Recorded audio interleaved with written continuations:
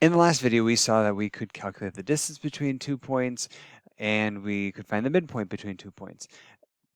Both of those things assume that there was a line segment connecting those two, right? And we could find the distance there that I'm showing in blue. In reality, though, that line segment doesn't need to be a line segment. It could actually be a line that continues in both directions from either endpoint of that line segment. So there we go. So the next question is, how do we represent that line? Well, we saw already that if we imagine the Pythagorean theorem, or in our use of the Pythagorean theorem to get the distance formula, right, we could imagine this as a little triangle, right triangle even. So this horizontal distance would be x2, the bigger distance, minus the smaller distance, x1, effectively removing this little piece down here. And this vertical part would be y2 minus y1. Again, big vertical part, remove the small vertical part, okay?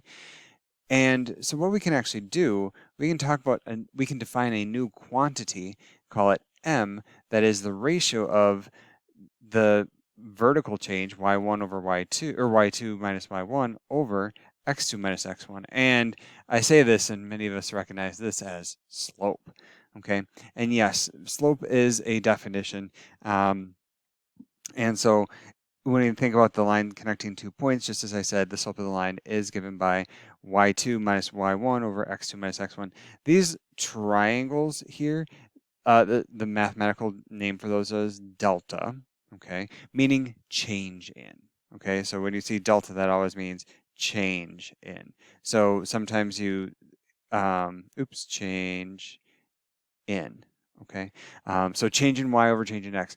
Other people know this as rise, how far you go vertically, over run, how much horizontal change there is, right? So however you learned it, great. Okay, slope is our definition of the ratio of change in y over change in x.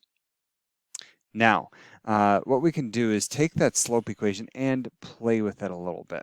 Okay, so what I'm going to do is I'm just going to write out m is equal to y2 minus y1 over x2 minus x1. Oops. Okay, now I don't like dealing with fractions that much if I don't have to. I don't know about you, but what I could do is I could take and multiply both sides of this equation by x2 minus x1, right? And then do the same over here, x2 minus x1. And what I get, and if I, flip sides and whatnot, I'd get y2 minus y1 is equal to m times x2 minus x1, okay? And this, my friends, is what we call the point slope form of a line. Okay, so we can represent that line with this equation that uses slope. Okay, and now if we rearrange this slightly, okay, what we can do is we're going to say let x2, y2 equal a generic xy. Okay, so now instead of x2, y2 being a specific point, we're letting it be any point on this line. Okay, so then we get just y minus, and I'll maybe bring this over here for a little bit more room. So I'll have y minus y1 is equal to m x minus x1. Okay, that's technically point slope. Okay, but I digress. Move the y over, y is equal to m x minus x1 plus y1. This is kind of modified point slope. But if we manipulate it even further, distribute the mx minus mx1 plus y1. And what we can do is call this whole thing a b. We get y equals mx plus b, okay? Where we get, and this is another form of a line, this is called slope intercept form, okay? So slope being m and intercept, this b is I always like to insert, this is the slope y-intercept form, okay?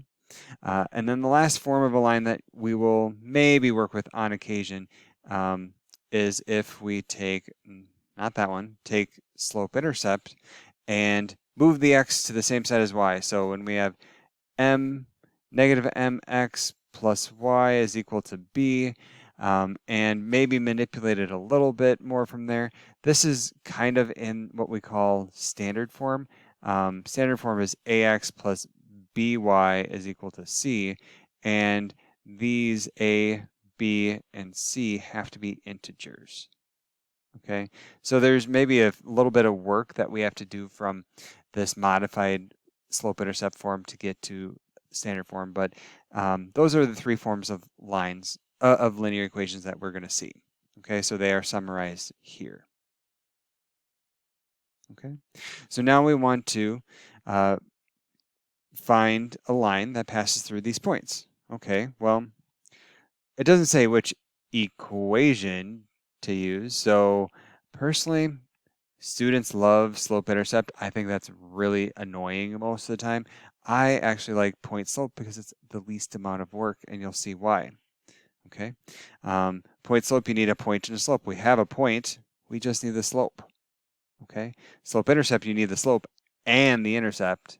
So you have to find the intercept as well as the slope. More work, like I said. So either way, we need the slope. So slope is change in y's. So let's do -4. We'll do the first y minus the second y. It doesn't much matter. 5 over 1. Just keep the order. So start with the first one, or first x, and then subtract -2. Okay, so we get -9 over 3. So -3. Okay, and then if we use point slope, y minus y1 or x1, y1 is any point. So use either point. Okay, I'm just going to use the first one. Y minus and then -4 is equal to -3, the slope. So y minus y1 is equal to is equal to m x minus x1. Okay, so now x is just a general x, and then x1 would be the corresponding x to that -4, so just a 1. Okay, and that, my friends, is enough. Okay, if you have other strategies, if you wanted to do y equals mx plus b, okay, for instance, so we know that m is 3, x plus b, you have to find b. So what you can do is take and substitute a point in. So -4 is equal to -3 times -1 plus b, or sorry, +1 rather. And you can go from there. Okay, solve for b. I'm not going to because we already found one. All right, last one. Find an equation line that has a horizontal intercept of -2 and is parallel. Okay, that's an interesting thing. Parallel to -5x plus 4. Okay. Horizontal intercept. Horizontal intercept means that it crosses the x-axis at -2. So it hit right here. In other words, this is -2, 0. That's our point. Okay, so we have our point. Now, next we need to figure out the slope. Okay, so that's our point. We need a slope. Okay, m. Our slope comes from this key fact, parallel. Okay, parallel means that it's going to remain the same. So the line that we construct is going to remain the same distance from the line that's given across its entire length. Okay, meaning that if we want to know the slope of our line, it should have actually the same slope as the given line so that they have the same rise over run. They're always going, over and up the same amount as they continue on forever and ever and ever. So we get a slope of -5. Okay, so slope is -5 for our line. And from there, it's super easy to finish this off. So y minus y1 is equal to m, x minus x1. Okay, y minus 0 is equal to -5. X, general x, minus a -2, and that is enough. If you wanted to, of course, you could, get rid of the 0, distribute, and go further. I'm good here, okay? And that is kind of a quick overview of lines and linear equations.